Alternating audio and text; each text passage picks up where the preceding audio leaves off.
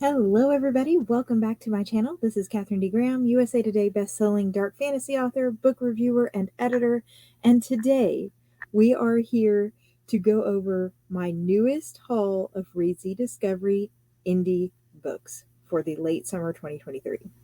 I'm super excited. This is my first time sharing a Reedsy book haul publicly here on the channel. So if you like this video, like and subscribe.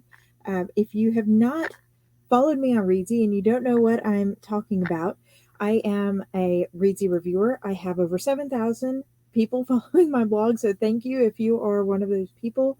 I read and review indie books unpaid and give honest, unbiased opinions in spoiler-free reviews as the Not Lost Wanderers reviews there on Reedsy. This video is not sponsored by Reedsy. It's not sponsored by any of the authors who are mentioned. However, the links in the description box are Amazon affiliate links. So if you would like to check any of these books out for yourself, they are all available on Amazon at this time. You can do so in the description box there. But with that, I'm super excited to dive in and share with you guys my finds. I have 5 late summer 2023 books assigned to me from Reedsy Discovery. And to be clear, those books are assigned to me because I chose them from the pool that reviewers can pull from. None of these were directly submitted. This is my first month back since the busy season with editing. So if you're wondering how to submit your book for a review, I have more information about that on my website, but I'm not going to bog us down. Let's dive into the books. So the first book that I have picked this year is Ember in the Mist for my summer 2023 read. Ember in the Mist is coming out, as far as the review goes, on August 8th, 2023. It is by Brendylin Mantey-Annor. I hope I'm pronouncing your name correctly. It is about 70,000 words long, and it is an indie fantasy novel. The blurb for this one is as follows. No one leaves Shiloh and returns. Ever since her mother's disappearance, Nerea Rosewood has feared losing anyone she loves. Shiloh, her home, separates them from the ancient land of Betsara. No one leaves or visits Shiloh without falling victim to the shadows and the darkness. Still, Nerea secretly wonders what freedom awaits her beyond the borders of her little haven. When her grandmother reveals that the ancient tales of the fallen hero and the precious stones are true, Nerea can't bring herself to believe any of them, until Nerea gradually discovers the dangers and secrets Shiloh has had all along. Disaster strikes, and Nerea loses her brother to her mother's same fate.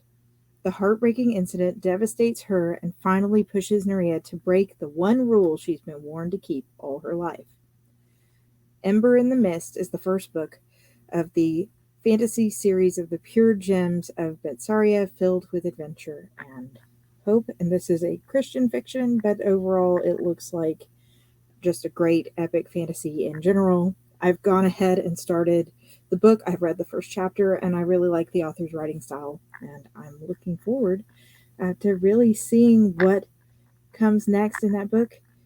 If you know me at all, you know I read a very wide range of fiction, as you're going to see today, of many religions and political backgrounds. So excited to try something new here with Ember in the Mist. The next one I have is A Place of Turquoise. A Place of Turquoise is coming out, as far as the Reedsy review, on August 23rd, 2023. This one is by Karina Southfield. This one's blurb says, his parents have vanished. Can this young boy and his talking dog-like friend conquer puzzling obstacles and obscure creatures to bring them home? Robert loves spending summer vacation with his chatty bestie, Farty.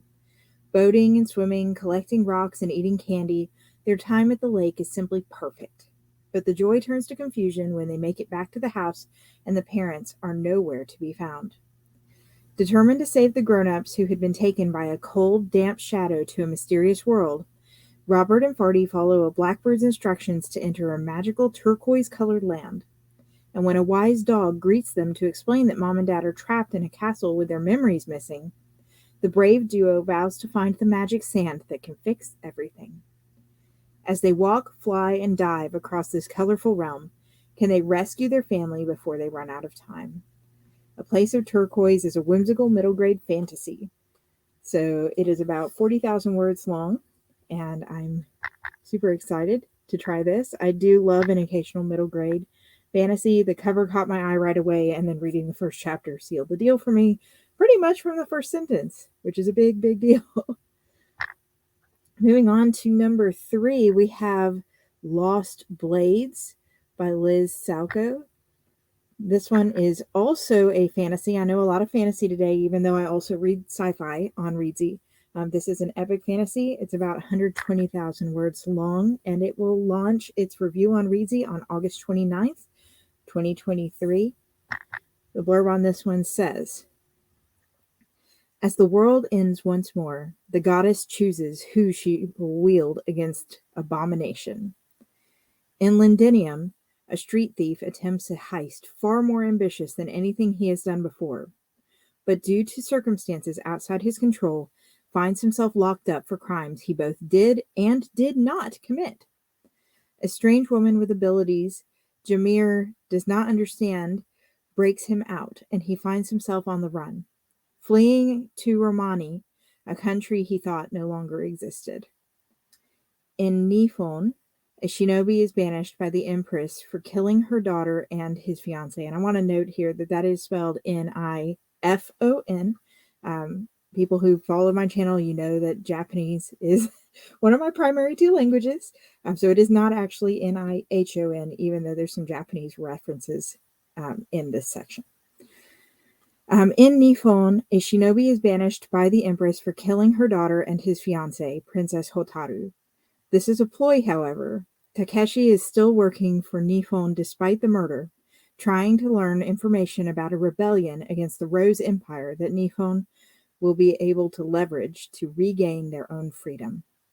Though thousands of miles apart, both Jameer and Takeshi find themselves pulled into an ancient struggle between forces far beyond anything they have ever dreamed of, whether they want to be or not. Super excited about that one. I think really the Japanese culture hinted in there is one of the things that grabbed my attention right away. Second to last, and all of these, by the way, are in order of the date their reviews are scheduled to be released on Reedsy. They're all already available, is Extinguishing Shadows. This is a new adult paranormal fantasy by Heather Beale, and it's about 80,000 words long with a trigger warning on the submission. Says it contains some mild explicit content. Not usually one to read a lot of romance. Maybe romance is a side plot, but this one sounded really interesting, and I'm about to tell you why.